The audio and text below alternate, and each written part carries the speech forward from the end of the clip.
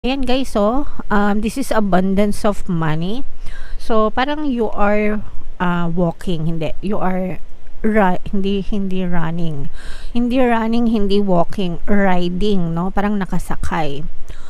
Parang nakasakay, kunwari imaginein mo na nakasakay ka sa kalesa. You are riding towards abundance, no? So ibig sabihin nagcha-charge ka papunta sa abundance, kaginhawahan, mga kapiksi. So this is abundance of money, abundance of wealth, abundance of riches, no?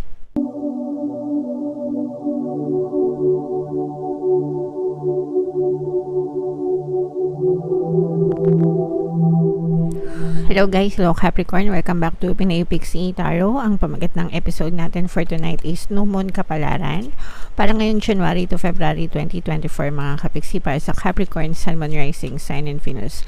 Shuffle ko yung cards guys, hanapin ko yung energy ng Moon at saka yung energy ng Capricorn. So ito yung energy ng Moon guys. Ngayon naman hanapin natin yung energy ng Capricorn. Ito guys. So, Capricorn, kayo ay na-represent ng King of Pens sa ating spread. Ito yung combination guys ng positive and negative energy. General reading lang mga kapiksi, pwede mag-resonate, pwedeng hindi. Yung new moon ngayong January, mga kapiksi, ay sa January 11. Tapos yung next new moon naman sa February ay sa February 9 guys. So, ang reading na to ay para sa period na yan. Positive and negative energy mga kapiksi, comment down below if feeling nyo naka-resonate kayo sa mga messages para sa inyo. So meron tayong presence dito guys ng water sign, Cancer, Pisces, Scorpio. For some of you, you may be dealing with a water sign. For some of you, meron kang water element sa iyong natal chart. Pero itong person na to mga kapiksi, this is somebody na parang nagbibigay ng sakit ng ulo sa inyo, mga kapiksi. So this may be a relationship partner, romantic partner mga kapiksi, or pwede rin na parang kasamahan mo sa trabaho itong person na to, or parang this person parang nangutang sa'yo, tapos parang worrisome ka na baka hindi niya bayaran yung inutang niya sa'yo. Kasi for some of you, parang I'm sensing na you are always trying to reach out to this person. Ibig sabihin parang palagi mo siyang kinokontak, ganyan, pero hindi kanya pinapansin. Kumbaga parang nanlalamig siya sa'yo, binibigyan kanya ng cold treatment, no? Parang cold treatment yung kanyang sinusukli sa inyo mga kapiksi, and doon na kayo nagkakaroon ng worrisome, or ng doon na kayo nagkakaroon ng worry mga kapiksi, because itong person na to parang hindi siya nagre-respond sa'yo. So kaya medyo masakit ng ulo mo dahil sa tao na to mga kapiksi. And for some of you, meron din kayong mga negative stories nitong person na to, no? So pag sinabing negative stories, marami kayong mga pag-aaway, siguro marami kayong conflict nitong person na to in the past, na paulit-ulit siyang, yun yung nagiging balakid sa relationship mo nitong person na to, kasi hindi nagbabago yung perspective mo sa kanya. Okay, so you always see this person na parang matigas ang ulo, or parang you always see this person in a negative way, hindi sa positive way mga kapiksi. Okay, and yun yung nagpapalala ng sitwasyon nyo. And I'm also sensing na for some of you, no, maaring binlock na rin kayo nitong person na to.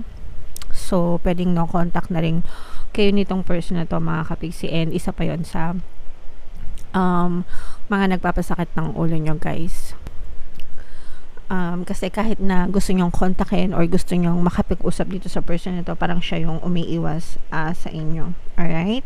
So yun na yung kita natin sa mga negative energies nyo mga kapiksi. Pagdating naman sa positive guys, no opportunities naman yung inyong pinagbubuhusan ng atensyon pagdating sa kaperahan. So yung iba sa inyo parang nag-e-explore ng new opportunities, or naghahanap ng new opportunities pagdating sa pagkakakitaan. Syempre bagong taon, di ba? So if feeling nyo parang hindi kayo, parang na-stuck kayo sa 2023, parang hindi masyadong nagkaroon ng magandang resulta yung inyong kabuhayan or kaperahan. Kung parang okay lang meron pero hindi talaga siya bumabongga, parang ngayong 2024 or ngayong January, nagpaplano kayo na i-explore yung other possibilities kung ano pa yung pwede nyong gawin pagdating sa pagpapalaganap ng inyong kaperahan. So, pwedeng bagong trabaho ito.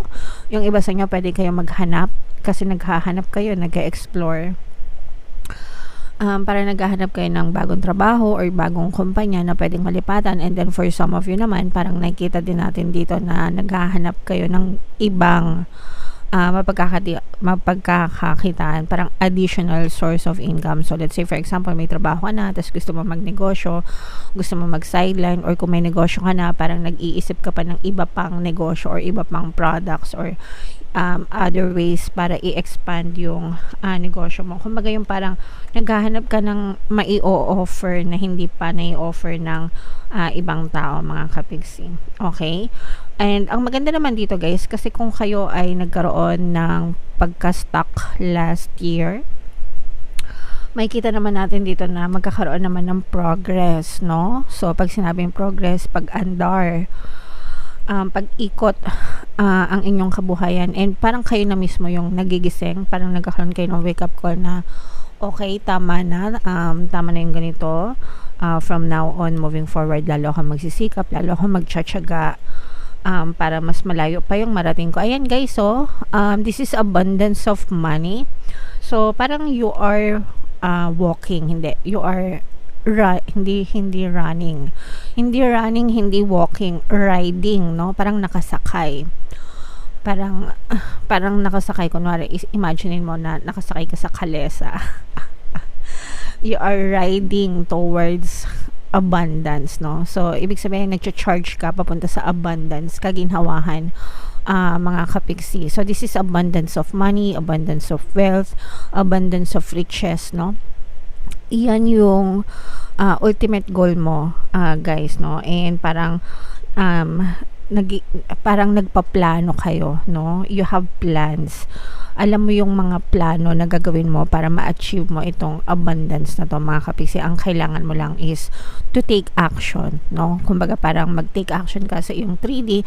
Yung plano na sa isip mo na alam mo na yung gagawin mo, alam mo na yung mga mga gagawin mo, may mga i-consider mo para marating mo to. Ang kailangan mo lang is to take action towards abundance, guys. Okay? And then merong tutulong sa inyo, mga kapiksi, pagdating sa relationship, guys, romantic relationship.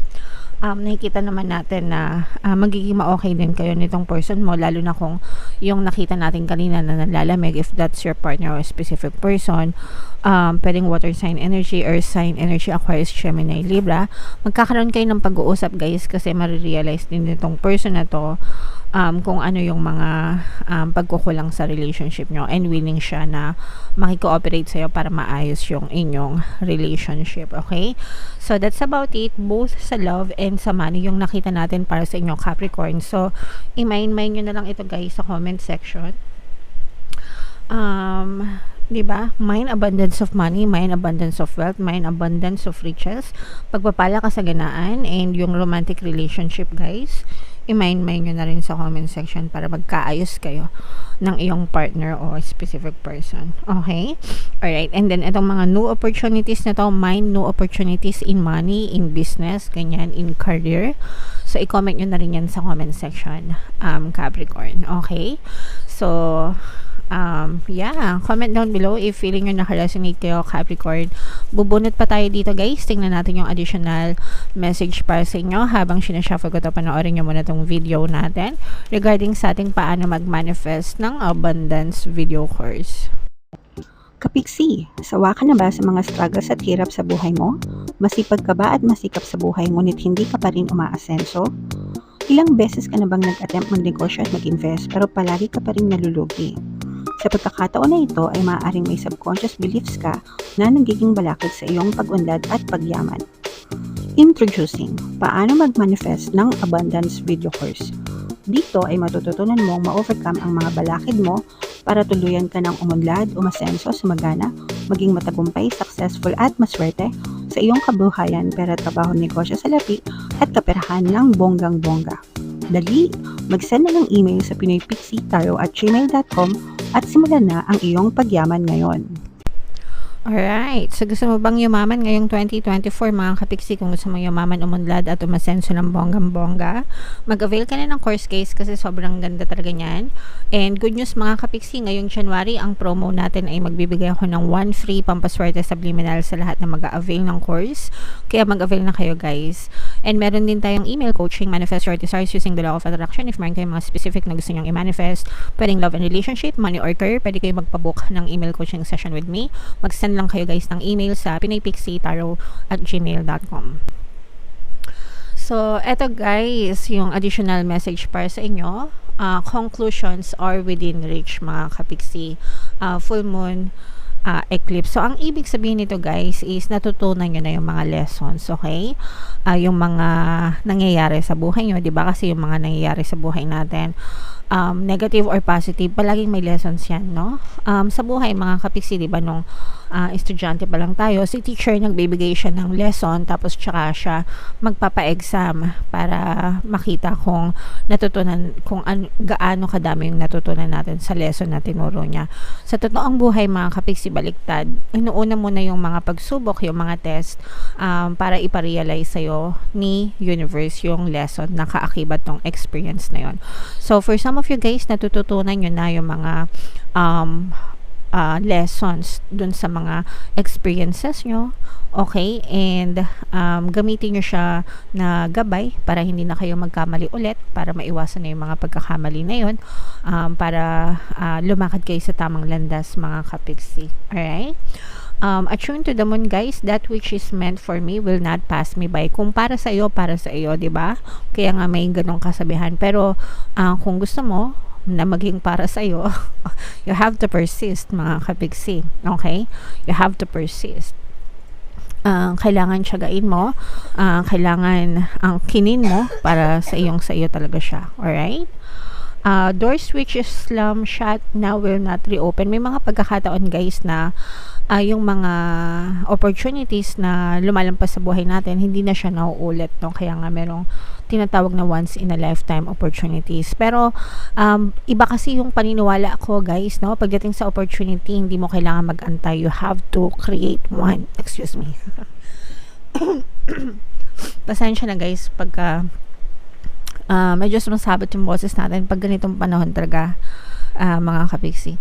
Anyway, so yun kasi, para sa akin guys, ang opportunities, hindi nyo lang yan dapat na inaantay. Okay? Dapat kayo mismo yung gumagawa ng opportunities sa buhay nyo. And kung nag-shut off na yung opportunity dati, ibig sabihin kung napalampas nyo yung mga opportunity before, sometimes pwede siyang maulit, sometimes hindi na, depende kung gusto nyo pa siya. Okay?